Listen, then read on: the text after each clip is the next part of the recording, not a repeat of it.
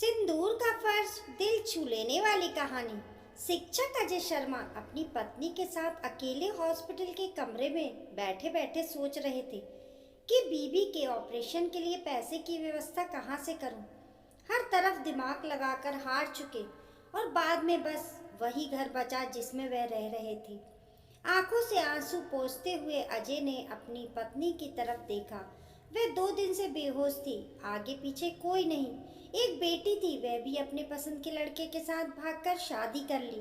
तब से माँ बाप की तरफ देखा नहीं। अजय सोच ही रहे थे कि नर्स ने आकर बताया कि बड़ी डॉक्टर आ रही हैं, जल्दी आपकी पत्नी ठीक हो जाएगी, आप पैसे जमा करवा दीजिए। अजय जी ने थोड़ा समय मांगा और मोबाइल निकालकर बटन दबाने लगे। लोगों से मदद मांगने पर कोई फोन नहीं उठा रहा, तो कोई बाद में बात करता हूँ बोलकर चला जा रहा है। अजय कमरे के बाहर आकर गहरी सांस लेते हुए वार्ड बॉय से बोले, आप जरा मेरी पत्नी को देखना, मैं आता हूँ।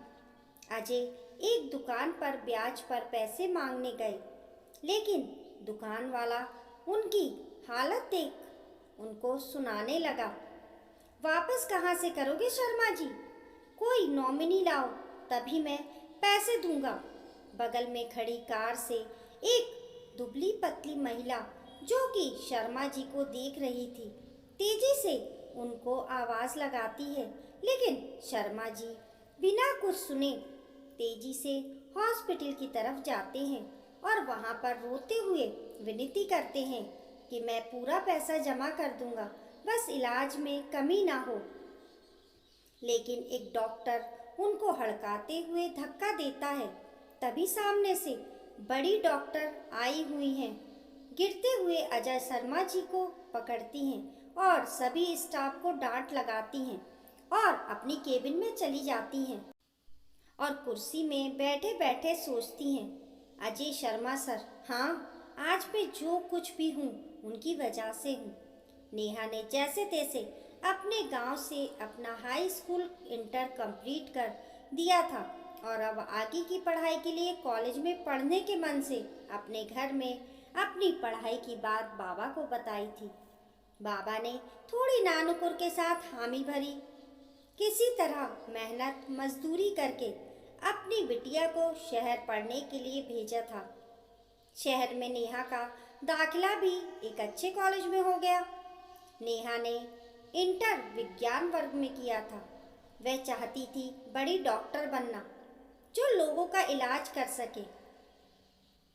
शहर आकर 1-2 दिन ही हॉस्टल से कॉलेज गई थी, लेकिन उसे बड़ा अच्छा लग रहा था। अपने गांव की थोड़ी याद तो आती थी, बाबा की याद आती थी, लेकिन फिर भी उसे कॉलेज में अपनापन लगने लगा था। 1-2 सहेलियां भी उसकी बन गई थी और उसके क्लास टीचर थे, वह नेहा को बहुत अच्छे लगे क्योंकि उनका बहुत सरल स्वभाव था और इस वजह से वह अपनी हर बात सर को धीरे से बता पाती थी।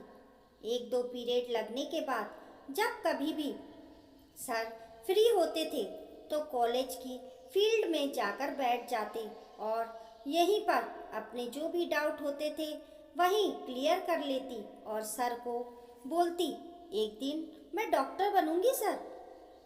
वे नेहा को बेटी की तरह मानते थे, नेहा की पैसों से भी मदद करते, लेकिन ये बात किसी को अच्छी नहीं लगती।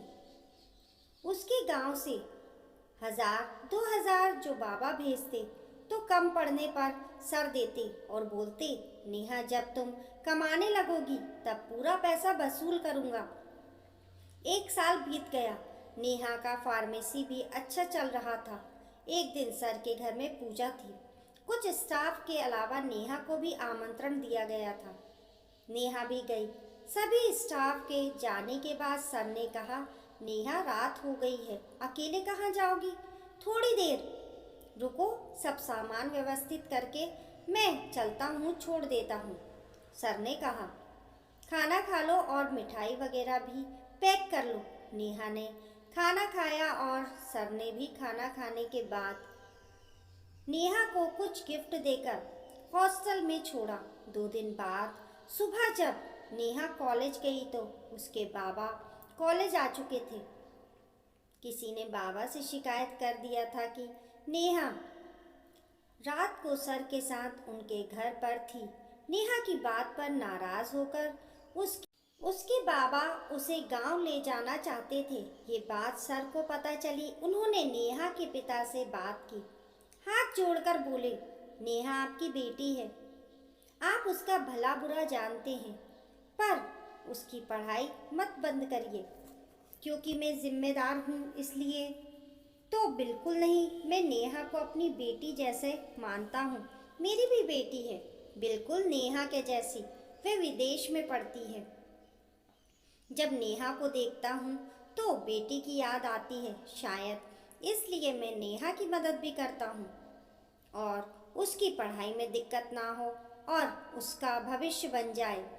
एक लड़की जब आगे बढ़ती है तो 2 परिवार का विकास करती है।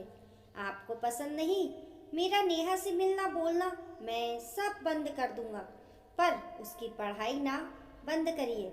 मैं जो भी थोड़े बहुत पैसे देता हूँ वह आपको भेज दिया करूँगा, आप उसको दे दीजिएगा। लड़की की पढ़ाई ना रुके। मैं आपके ऊपर यह एहसान नहीं कर रहा हूँ, बस ये समझ के दूंगा कि मंदिर में कुछ पैसा प्रसाद के रूप में दान कर रहा हूँ। सर के बहुत समझाने पर बाबा ने कॉलेज पूरा करने दिया। पढ़ाई पूरे होते ही आगे की पढ़ाई के लिए स्कॉलरशिप भी मिल गई और दूसरे शहर जाने के बाद बाबा और पढ़ाई तो साथ रहे, पर सर छूट गए। पर आज इतने साल बाद सर बाहर लड़क क्यों रहे थे? वह तो बहुत शांत और सरल स्वभाव के थे। तभी केबिन में नर्स आकर बोली, मैडम वे ऑपरेशन कैंसिल करते हैं, बुढ़ा पैसे जमा नहीं कर रहा, ऊपर से स्टाफ से झगड़ा कर रहा है। वो अलग। तो आपको इस शहर में कहीं घूमना हो तो आप जा सकती हैं नेहा, लेकिन जो केस स्टडी किया है बहुत सीरियस है, उसकी जान को खतरा है। नर्स कौंध कर बोली, मैडम खतरे के बारे में उसको सोचना चाहिए, पैसे भी नहीं जमा किए, ऊपर से आपने भी देखा ना कैसे झगड़ा कर रहा था स्टाफ से हॉल में।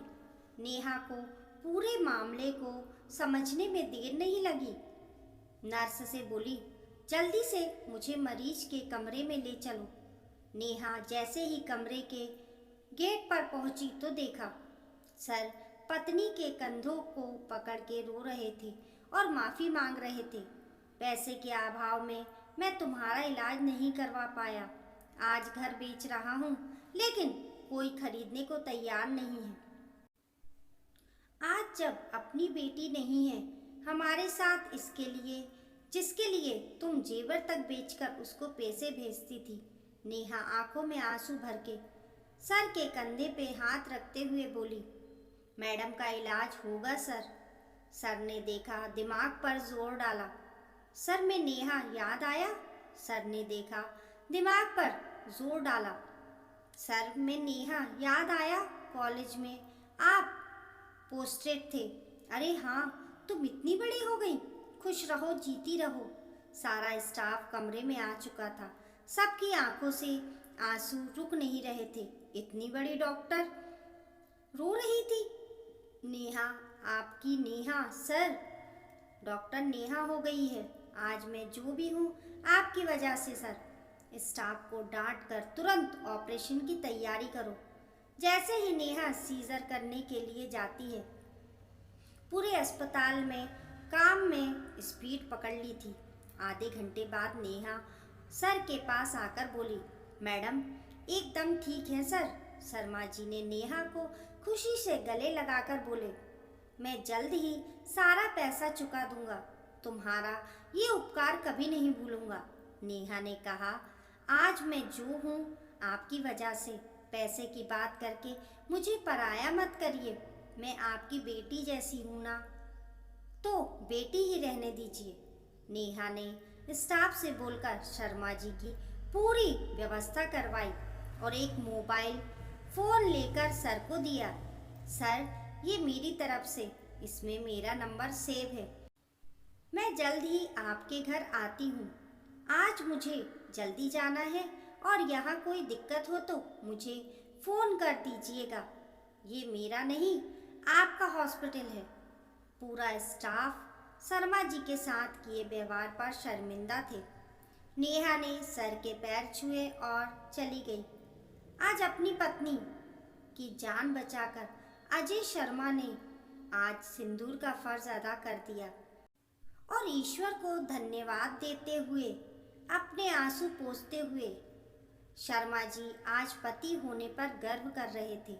दोस्तों, पति पत्नी गाड़ी के दो पहिए होते हैं।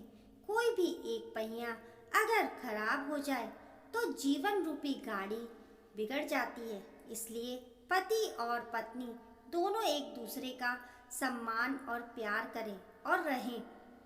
कहते हैं ना कि कर्मों की गति न्यारी होती है। जैसा हम करते हैं उसका फल हमें ज़रूर मिलता है। ऐसा ही कुछ अजय शर्मा सर के साथ भी हुआ। इस कहानी को लेकर आप लोगों की क्या राय है, हमें कमेंट करके ज़रूर बताइए। कहानी पसंद आने पर लाइक और शेयर करिए। ऐसी ही अच्छी अच्छी कहानियों के लिए चैनल को सब्सक्राइब करना ना भूलें। मिलते हैं फिर एक नई कहानी के साथ। तब तक के लिए नमस्कार।